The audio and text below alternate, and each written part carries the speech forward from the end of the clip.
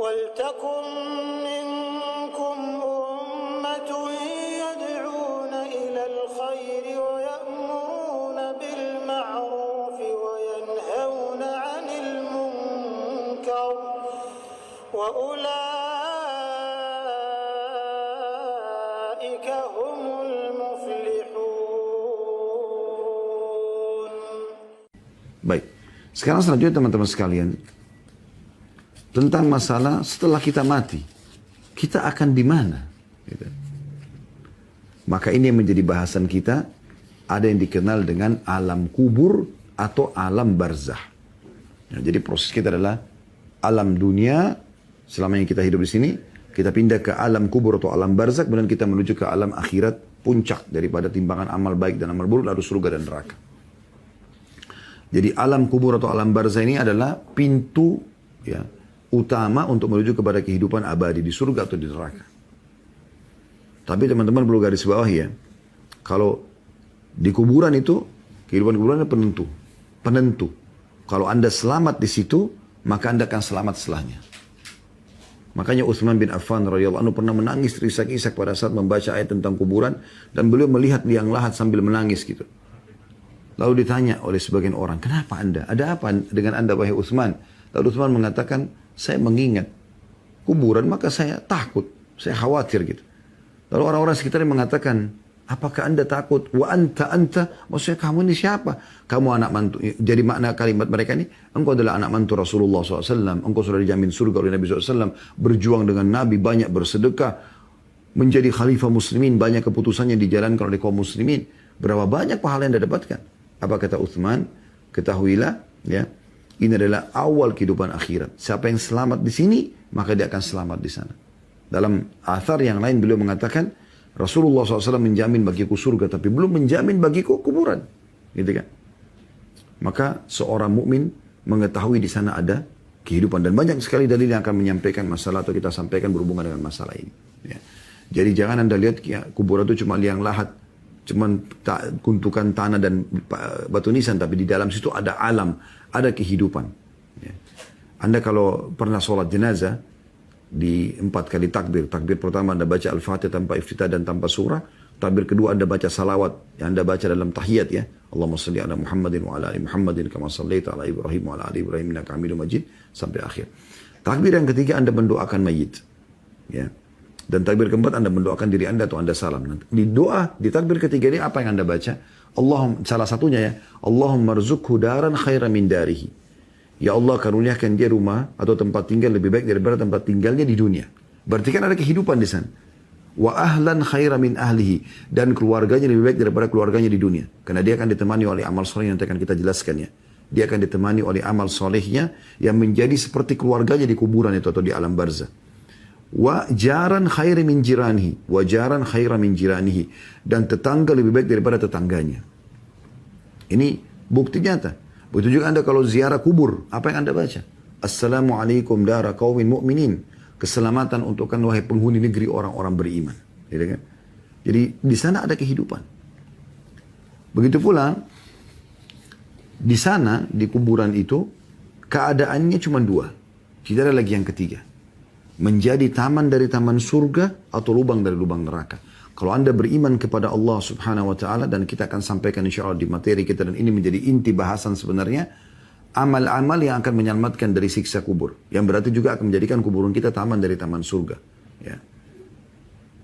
Kalau Anda beriman dan beramal soleh, maka akan jadi taman dari taman surga. Kalau Anda kafir kepada Allah, maka pastikan akan menjadi lubang dari lubang neraka dan siksaan. Tidak cukup di situ.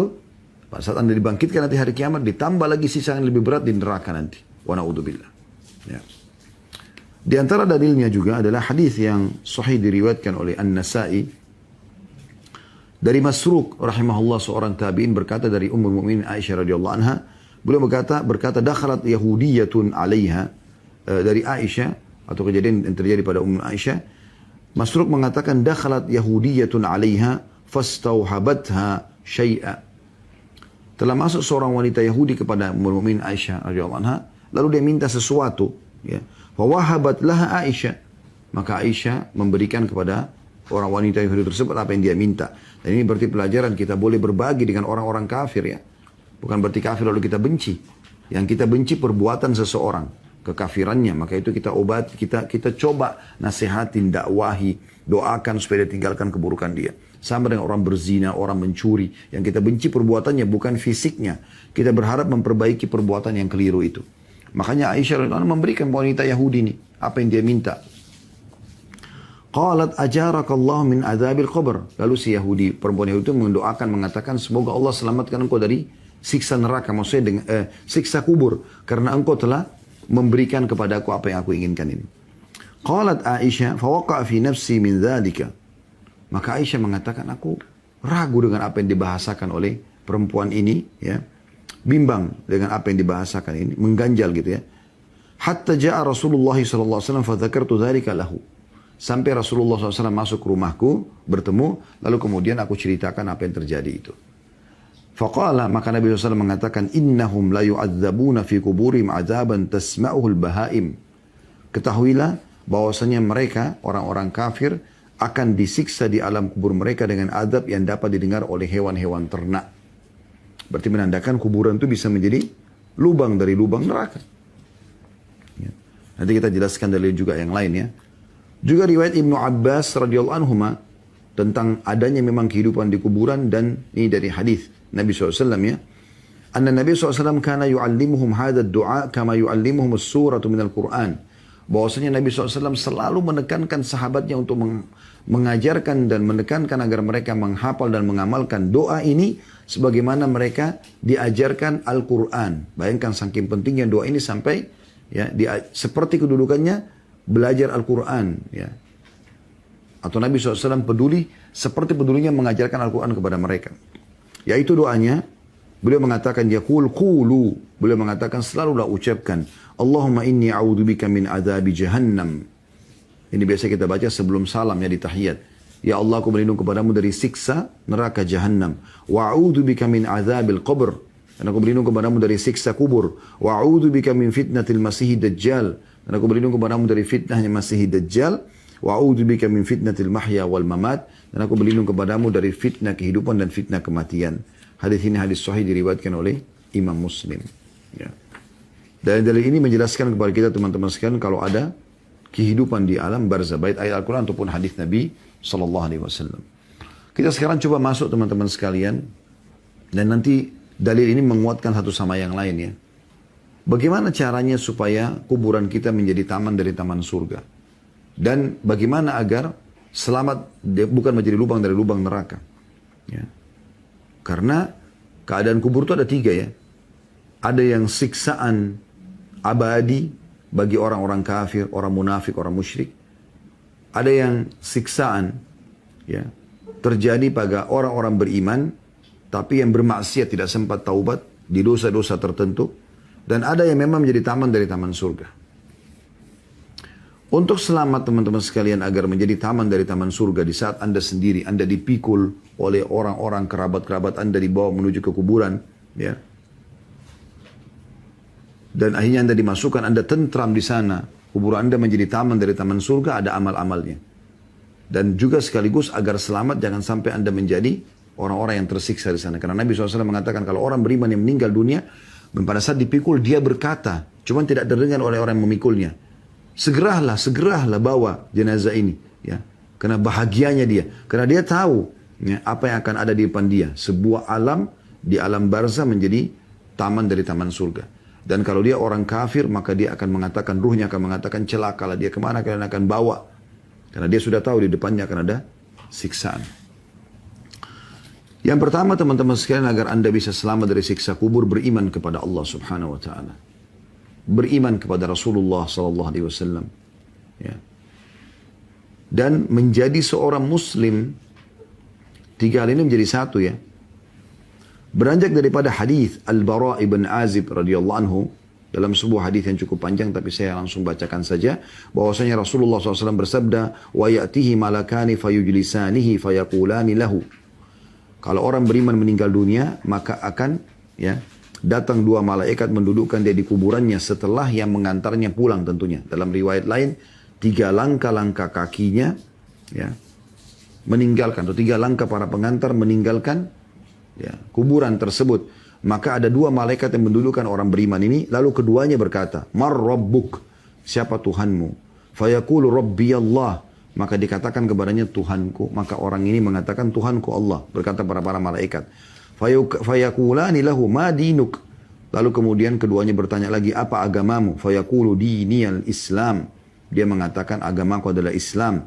Fayaqulani lahu ma hadzal rajul alladhi bu'itsa fikum. Lalu keduanya berkata, apa pendapatmu tentang orang yang diutus kepada kalian ini? Maksudnya Nabi Muhammad sallallahu alaihi wasallam. Qala fayaqulu huwa Rasulullah sallallahu alaihi wasallam. Maka si mayit akan mengatakan dia adalah utusan Allah sallallahu alaihi wasallam. Fayaqulani wa ma yudrik. Kemudian berkatalah kedua malaikat tersebut, dari mana engkau mengetahui itu? Ya. Bahwasanya Tuhanku Allah, agamaku Islam, Muhammad SAW adalah Nabi dan utusan Allah. Fayaqul, si mayit mengatakan, qara'tu kitab Allahi fa'amantu bihi wa saddaqtu. Ya. Aku telah membaca Al-Quran, kitab Allah, mendapatkan di sana informasinya, dan aku beriman padanya dan membenarkan semua isinya. Ya. Kemudian dalam riwayat Jarir dikatakan, hadis yang lain, فَذَلِكَ قَوْلُ اللَّهِ عَزَّ وَجَلَّ. Dan itu sesuai dengan firman Allah subhanahu wa ta'ala. Maksudnya riwayat lain menjelaskan ada penambahan dari Nabi SAW. Dan itu sesuai dengan firman Allah subhanahu wa ta'ala. يُثَبِّتُ اللَّهُ الَّذِينَ آمَنُوا بِالْقَوْلِ الثَّابِتِ. Allah akan memudahkan ya, di lisan orang-orang beriman untuk menjawab ya, pertanyaan para malaikat tersebut. Atau meneguhkan orang beriman dengan perkataan yang teguh. Ya. Kata ulama di dunia, dengan kalau dia ditanya tentang Islam asal dia sudah belajar, dia bisa jawab kenapa kamu sholat, kenapa kamu puasa, bagaimana bisa kau beriman kepada Allah, bagaimana bisa kau benarkan Muhammad SAW. Maka dia bisa menjawab. Dan di akhirat maksudnya pertanyaan para malaikat. Setelah dia bisa jawab semua itu, Tuhanku Allah, kitabku, agamaku Islam, ya, Muhammad SAW adalah utusan Allah. Qala fayunadi munadi minas sama.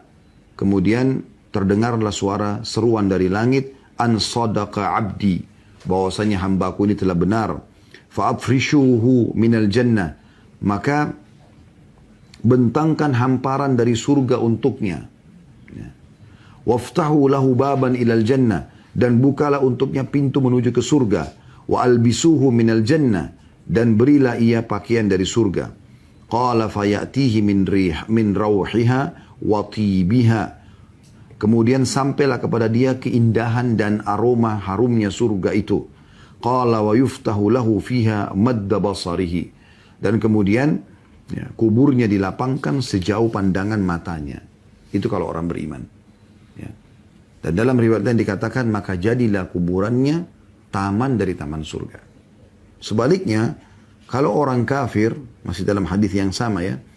Qala wa innal kafira fa dzakara mautahu. Ya. Qal, ya. Kemudian orang kafir pada saat dia wafat, wa tu'adu ruhuhu fi jasadihi, dan nanti akan dikembalikan ruhnya di kuburannya, di jasadnya, wa ya'tihi malakani fayudisanihi fayaqulani lahu. Maka dua malaikat mendudukkan dia, kemudian bertanya kepadanya, "Man rabbuk?" Siapa Tuhanmu? Fayaqulu ha. Dia hanya mengatakan saya enggak tahu gitu. La adri, saya enggak tahu. Fayaqulani lahu ma dinuk, apa agamamu? Malaikat bertanya, fayaqulu ha. Maksudnya saya enggak tahu. La adri, saya enggak ngerti. Fayaqulani ma hadzal rajul ladzi bu'itsa fikum, bagaimana pendapatmu tentang orang yang diutus kepada kalian? Fayaqulu ha la adri, dia mengatakan saya enggak tahu. Fayunadi munadi minas sama, kemudian terdengar suara seruan dari langit, an kadzaba, orang ini telah berdusta. Fa'afrishuhu minan nar, bentangkan ya jalan dari neraka. Wa albisuhu minan nar, berikan dia pakaian dari neraka. Waftahu lahu baban ilan nar, bukalah pintu-pintu neraka yang dengannya dia menuju ke sana nantinya. Qala fayatihi min harriha wa samumiha, kemudian sampai kepadanya dari panasnya neraka itu. Ya. Hawa panas neraka itu sampai kepadanya. Qala wa yudayyiqu alaihi kubruhu hatta takhtalifa fihi adla'uhu. Kemudian dinding kuburannya menjepit tubuhnya sampai membuat tulang-tulang rusuknya bersatu. thumma yuqayyadu lahu a'ma abkamu ma'ahu mirzabbah ya. Ma'ahu mirzabbatun min hadid. Ma'ahu mirzabbatun min hadid. Lalu kemudian diutus kepadanya malaikat atau seorang laki-laki ya, malaikat yang buta dan bisu yang membawa palu godam besi di tangannya. Sebuah besi yang sangat keras gitu. Lau duriba biha jabalun lasara turaban. Kalau seandainya mirzabba tadi min hadid, palu logam besi itu dihantamkan ke gunung, maka akan hancur gunung itu, akan menjadi seperti butiran tanah atau pasir. Qala fayadribuhu biha darbatan yasma'uha ma bainal masyriqi wal maghrib illa thaqalaini fayasiru turaban. Lalu kemudian dipukulkan kepada si mayit ini, wa na'udzubillah, dan pukulan satu kali itu semua yang di timur dan barat mendengarkan kerasnya pukulan tersebut kecuali jin dan manusia. Allah masih tutup kuping mereka, mereka tidak bisa dengaran pukulan tersebut. Qala thumma tu'adu fihi ruh. Kemudian dihidupkan kembali lagi. Ya, setelah dihancur dihidupkan lagi kembali. Ya, maksudnya dikembalikan lagi padanya ruhnya. Gitu kan. Karena dipukul, dia tidak mati, karena mati cuma satu kali. Tapi hancur jasadnya. Ruhnya terlepas. Diciptakan kembali jasadnya, dimasukkan lagi ruhnya, disiksa lagi. Begitu terus sampai hari kiamat. Dan hadis ini hadis sahih diriwayatkan oleh Imam Ahmad. Dari hadis ini kita bisa lihat bagaimana ya, kejadian di dalam kubur tersebut. Akan ada pertanyaan malaikat dan juga akan ada orang-orang yang menjawabnya dari orang beriman dan ada juga orang-orang kafir yang tidak bisa menjawabnya. Ya. Dan cukup banyak hadis yang berhubungan dengan masalah ini, beragam ya riwayat-riwayatnya. Karena melihat waktu tidak mungkin saya jelaskan semua karena riwayatnya cukup panjang ya. Tapi insya Allah cukup banyak materi kami tentang masalah alam kubur, alam barzah, mahsyar, ya, kuburan dan neraka. Ini semua sudah ada di YouTube, Anda bisa lihat insya Allah.